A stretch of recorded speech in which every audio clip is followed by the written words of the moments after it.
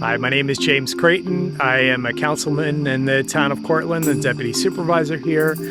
We just finished up the decommissioning oversight board meeting here with all of the New York State representatives that came to join us in our community to talk about the status of Indian Point. But just last night, just before this meeting, there was a court decision that came down from the federal court. Federal Judge Ken Karras issued a decision essentially throwing out the Save the Hudson bill. We just got news that HOLTEC will be allowed to continue to dump radioactive wastewater into the Hudson River. We had a Save the Hudson bill 2 years ago, and that just got turned down. This was already going to be notification, we would get it. Correct. But again, there's no Indian plan for even notifying us. No. They knew that each one of the taxing entities had so much power to stop you. Did you consult with any of us? Ask us, or gauge our interest before steaming publicly? It disturbs me that someone had somehow released all the seizing, whether it was an accident or intentional.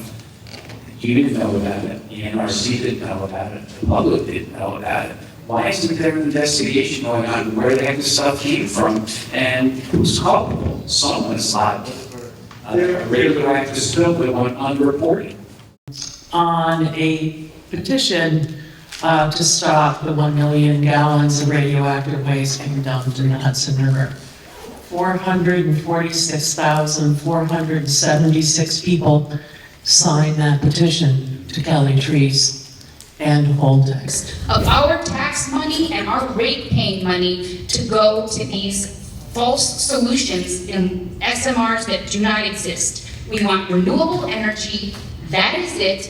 Thank you to our legislators that are actually standing up for us and for our county executive that are actually cutting through the bullshit. County Executive Ken Jenkins issued a statement today and pretty much said the fight is not over. Let me be clear. Westchester County's position on nuclear reactors at the Indian Point site is a hard no. I want to thank our legislators and our county executive for all their responsiveness toward the public.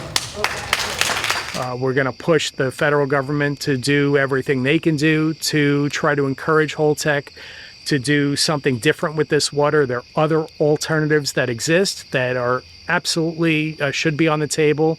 Nothing has changed about nuclear power and what it does to the river and what it does to our community. And we'll do everything we can to encourage HOLTEC and the federal representatives to make sure that they pursue those alternatives, because the Hudson River is just too precious to allow any risk. No radiological material should be going into the Hudson River. This is our river. This is the river that provides for recreation. It provides an amazing wildlife ecology.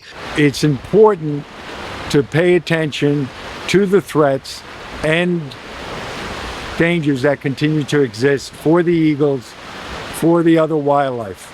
This is why the river is so important to us, is because it's the health of the wildlife reflects on the health of us. Okay, my message is about how important it is that we have clean, healthy rivers. So